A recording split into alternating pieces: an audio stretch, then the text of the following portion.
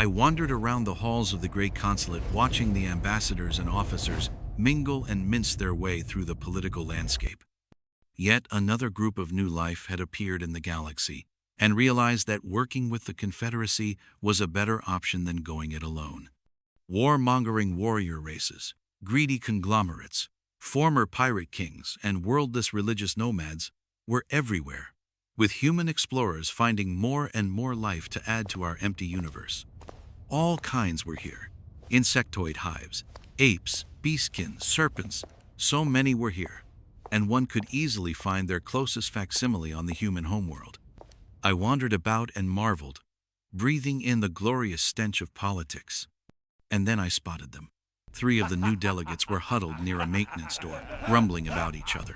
I recognized the uniforms, the sleek, freshly pressed tailored suits, the random medals that are given to nepotists who got commissions as a means to keep them out of everyone's hair. The loudmouthed new blood that has no combat experience, but is given a combat medal as a matter of ceremony when they pass boot camp, and their families or broods put them in random positions to shut their competition out.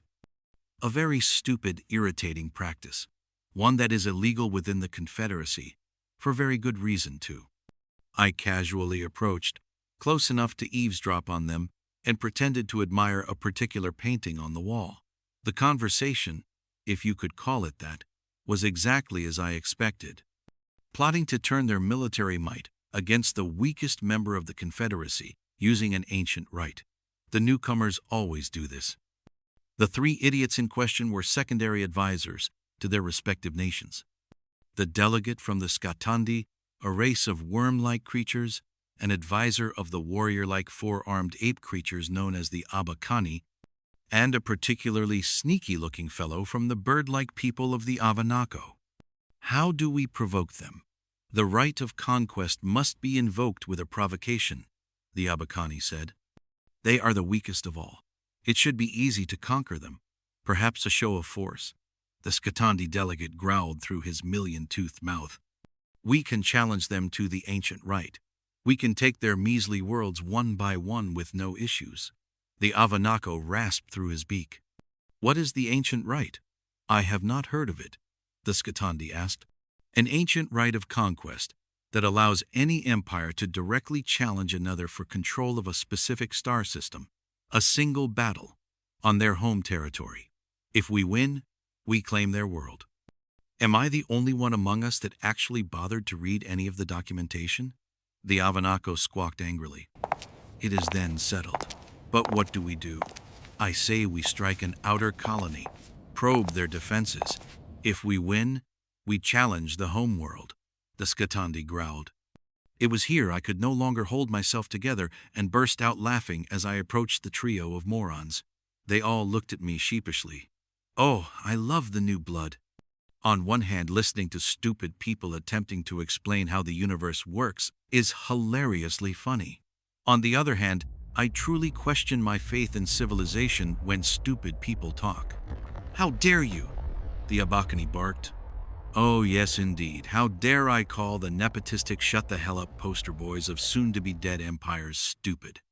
How dare I assume the fresh blood who have not read any of our historical documentation would be stupid? I'm so sorry I made the assumption that the loudest voices in the room are also the stupidest. I'm so sorry that my 300 years of work in this establishment is completely destroyed by the great stonking nitpick cannons of 3 useless noblemen. Oh wait. I'm not sorry, I said, approaching them. The 3 seemed cowed by my approach. Not only was I a clear foot taller than they were, I also had a greater deal of time in this position, and consequently, I learned how to properly use my voice to convey authority. I shall now ask you 3 morons a question. Do you know of the Sulumai, the Rakaan, or the Pokolonians? I asked. I got empty silence from the 3 of them. I see. Time for a history lesson. The Sulumai were the first ones to challenge humanity to the ancient rite. They were, at the time, the very founders of the Confederacy and sported the largest armies in the galaxy. You haven't heard of them before? That's because the humans wiped them out, save one planet, I said. They tried to talk, but I carried on. So here's the silly tale. Humans, as it turns out, don't boast about their accomplishments like most others do.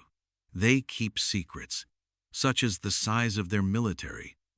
The Sulumai were not aware that human warships are standard, according to the Galactic ship class, except they field a naval force roughly 20 times the number as everyone else. Apparently, humans have this thing where they don't trust very many people, for good reason, as it turned out. So the Sulumai attacked a colony world closest to their borders. They won that battle, of course. But they lost the war in totality when humanity retaliated by swarming their homeworld, I said. The three glanced at each other concerningly. Then guess what? Humanity tried negotiating the whole way. Please don't make us do this, they said. The Sulumai didn't heed any warnings. They ignored it. The entire time, their warrior pride wouldn't let them stop, even though humanity did everything to placate them, including offering one of the most lucrative trade contracts ever conceived. Humanity responded by systematically obliterating their entire military when they said no. Now the Sulumai were deposed and live exclusively on one planet in the galaxy. The very same planet they won in the ancient rite, I said and smiled as I watched the color drain from their faces. That was funny. They stared at me empty-minded for a time. Then the Rakaan appeared and tried the same, thinking humanity had expended their efforts with the Sulumai. That thinking didn't last long, as they shortly thereafter lost not only the world they challenged, but half their colony space in the retaliatory challenges. The Rakaan were the only ones who had any sense and withdrew all of their claims. Humans, not so much. The Rakaan homeworld was challenged in the rite. And, predictably, the humans won. I explained calmly. But clearly my demeanor wasn't very comforting. The color in their scales and feathers had changed. Pale. Empty. Clearly I was making an impression. The Polaconians? Well, let's just say there's no real reason to talk about them anymore, I said with a strangely evil grin. They all flinched at the concept. And then there's us, the Serenai. You know what we did? When the Confederacy resumed operations and the Council called for new leadership, guess who was nominated for the position of Grand Chancellor? Humans, of course. They rejected the claim and instead nominated us for the position. You know why? I asked, now uncomfortably close to the three idiots. Silence. Terrified, staring. Because we were the first to declare them as trade partners. We were the first to see them for what they were. And now, we are among the wealthiest nations in the Confederacy. And also the most well-armed and well-kept. Why? The humans saw us as allies at the time, and all because we didn't fight them, unlike everyone else. We didn't think much of it at the time, of course, but after 3 centuries of work, we wouldn't have it any other way, I said, watching their responses. They responded by opening their mouths, nothing coming out, then continuing to stare at me. I simply laughed my way out the room and headed to the council chambers for the next meeting. The next hour or so was predictable droll, comments on policy, arguments for budgetary limitations, and the usual politicking. I, however, couldn't wipe the smirk off my face as I waited for the Terran Federation to speak. Finally, the time came. The Terran delegates opened with a security recording of the 3 morons plotting and scheming. It took all of the self-control I had to not burst into laughter right then and there. What made this even funnier was that moments before, during their commencement speeches, the 3 newcomers, ambassadors, preached speeches of peace and friendship. The atmosphere in the room grew darker and more menacing as the security recording played out, stopping just before I decided to say hello. For someone preaching peace and friendship, it seems you are more warmongering than expected. Care to explain? The human delegate asked. The ambassadors all glared at their young charges. The Abakani ambassador was the first to talk. Please excuse my nephew. He is young and impulsive, and apparently very aggressive and warlike. You let these people operate your diplomatic corps? The Terran asked. Well, the galaxy is a hostile place after all. One has to have soldiers on hand in case diplomacy fails. The Avanako replied. We have heard that excuse before. Let me guess. Fresh out of officers' academy, given a station either as family courtesy or as a means to shut them up so actual soldiers could do work properly. The Terran said. I had to wrap my hands around my mouth to stifle a laugh. I was barely holding on at this point. This was all too funny. The alien ambassadors responded by shuffling and looking away in shame. As expected, play the rest of the recording, please, the Terran said, then allowed the recording to resume. My brilliant explanation followed, resulting in not only the newcomers becoming rather terrified, but also several other members of the council responding in kind. I was beyond hope at this point, and was barely holding it in. Well, that was enlightening, the Abakani ambassador said as he glared back at his nephew. So, now you have an idea what's going on. Perhaps you'd like to rethink your warfare stance, the Terran asked. We had no warfare stance. We came here to engage in peace, the Abakani ambassador protested. Then would you care to explain why there appears to be backroom scheming going on? The Terran asked forcefully. Because my nephew is a snorkelblat, the Abakani ambassador yelled loudly, then reached over with one of his large fists and bashed the poor boy over the head. I officially lost it. I wheezed out a laugh and collapsed to the floor in a state of hysterics and gasped out several words I can't recall due to being short of breath from laughter. It took me several minutes to regain my composure as I rolled on the floor. I was still giggling to myself as I crawled back into my chair. When I finally calmed down, I simply spoke, casual and free. And this, boys and girls, is why humanity's political acumen is so strange. It's a paradox within its own paradox. And I quote, "Humanity doesn't fight to win. It fights to make sure it never has to fight ever again. We don't go halfway. We go all the way and make sure we don't have to again, even if it's by example.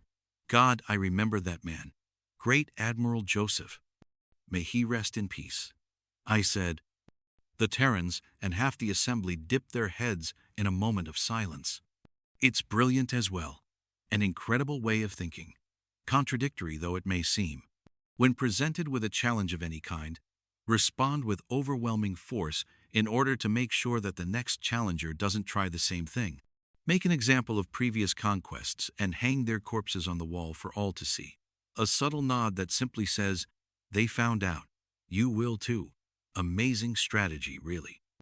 And the best part is the humans are not only crazy enough, no offense, but heavily armed enough to actually carry out that threat. Extend a hand of peace, while in the shadows behind you sits a reminder as to why the peace is offered in the first place, I remarked casually, lounging a bit too happily in my delegation seat. The council gave the humans a side glance. The humans responded with silent glares and death stares. As consequence, I yelled and activated my podium, we, the Saranai Imperium, do hereby propose that the ancient rite be hereby permanently abolished. As good a litmus test as it is for newcomers in the galaxy, I dare say the example has been made, and that law is no longer of value. I do welcome the newcomers to the Confederacy, and dare I say, a lesson is learned. They know their place as much as we do. I vote to welcome the 3 newcomers and hope for a prosperous future, I bellowed proudly. The council all agreed, nodding.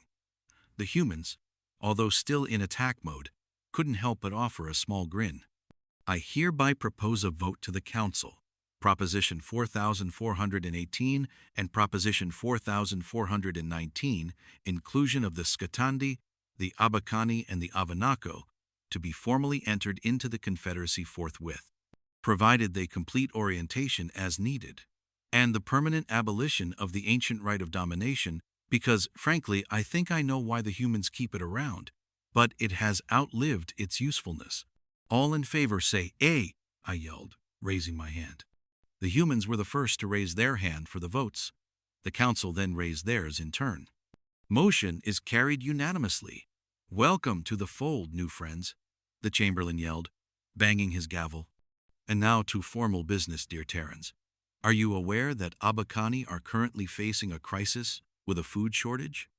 I said, with a definitive smirk, and not-so-subtle wink at the Abakani ambassador. This made the humans snap out of their practiced military days. I love watching them suddenly switch brain patterns like that. From "I want to stab you" to "I want to hug you" in milliseconds flat. Gives me chills.